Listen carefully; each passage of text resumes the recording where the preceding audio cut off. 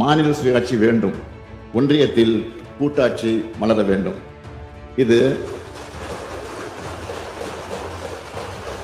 இது தனிப்பட்ட ஒரு அரசியல் கட்சியின் கோரிக்கை அல்ல. கடந்த 76 ஆண்டுகளில் 106 முறை இந்திய அரசியலமைப்பு சட்டம் திருத்தப்பட்டுள்ளது. எனவே நாம் முயன்றால் மீண்டும் இந்திய அரசியலமைப்பு சட்டத்தை திருத்த முடியும். கூட்டாட்சி கருத்தில் என்பது மாநிலங்களுக்கான சலுகை அல்ல, நாட்டிற்கான பாதுகாப்பு அரண். இதையெல்லாம் ஒன்றிய ஆட்சியாளர்களுக்கு உணர்த்திக் கொண்டே இருக்க வேண்டும். கொட்ட குனியக்கூடியவர்கள் அல்ல நாம். மாண்புமிகு பேரவைத் தலைவர்கள் மூலமாக மாண்புமிகு பேரவை உறுப்பினர்களுக்கும் தமிழ்நாட்டு மக்களுக்கும் இந்தியாவின் பல்வேறு மாநிலங்களுக்கும் ஒன்றிய அரசுக்கும் நான் சொல்லிக் கொள்வது, மாநில சுயாட்சி வேண்டும், ஒன்றியத்தில் கூட்டாட்சி மலர வேண்டும். இது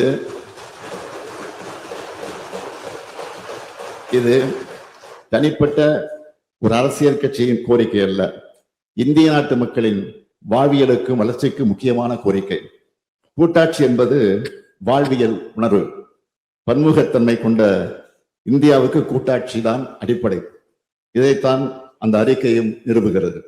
எனவே இத்தகைய தன்மை கொண்டதாக இந்திய அரசியலமைப்பு சட்டத்தை நாம் மாற்ற வேண்டும்.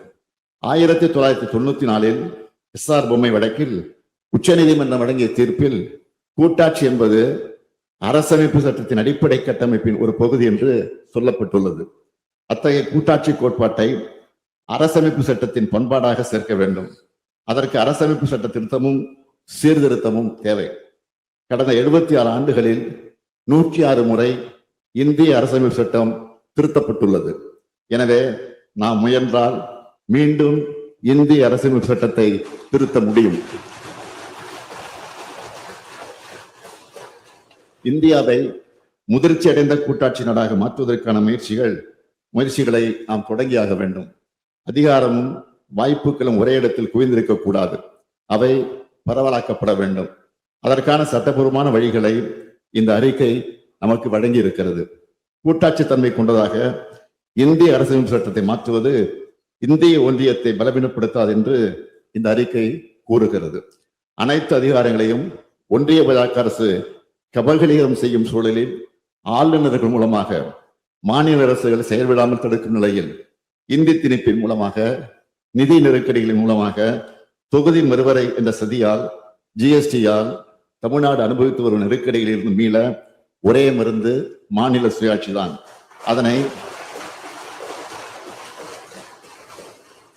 அதனை அரசமைப்பு சட்ட திருத்தத்தின் மூலமாக மட்டுமே அடைய முடியும். இந்திய நாடாளுமன்றத்தின் மக்களவையிலும் மாநிலங்களவையிலும் இந்த கொள்கைக்கான வலிமையான ஆதரவு தெரிவிக்கும் ஜனநாயக சக்திகள் அதிகமாக இருக்கிறார்கள். எண்ணிக்கையாலும் எண்ணங்களாலும் அதிகமாக இருக்கிறார்கள். அவர்களை ஒன்று திரட்ட வேண்டும். எனவே இந்தியாவில் உள்ள அனைத்து அரசியல் இயக்கங்களுக்கும் இந்த அறிக்கை அனுப்பி வைக்கப்படும் என்பதை தெரிவித்துக் கொள்கிறேன்.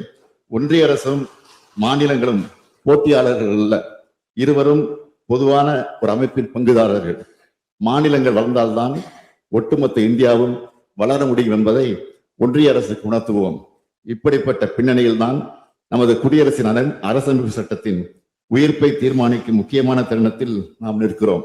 நாம் இதுவரை பயணித்த பாதையை மீளாய்வு செய்து உண்மையான கூட்டாட்சி கருத்தில் வலுப்பெறும் வகையில் நமது எதிர்காலத்தை வடிவமைக்க வேண்டிய நேரம் இது.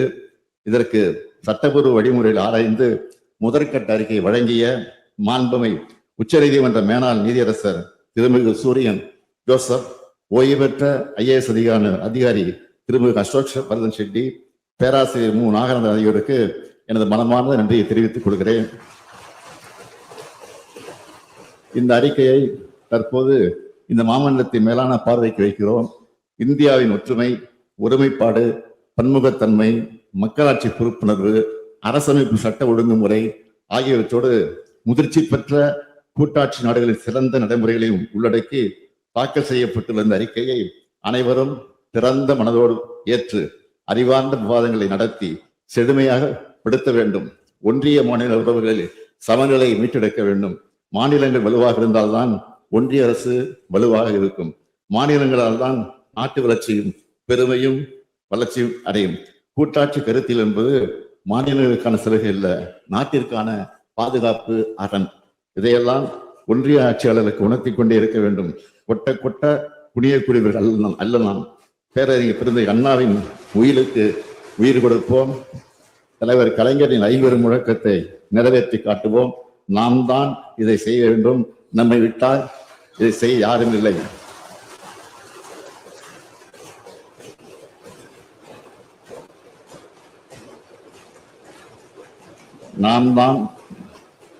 நாம் தான் இதை செய்ய வேண்டும். நம்மை விட்டால் இதை செய்ய யாரும் இல்லை. இது வரலாறு வழங்கி இருக்கக்கூடிய வாய்ப்பு. மலர்க மாநில சுயாட்சி, உருவாகட்டும் இந்திய குடியாட்சி.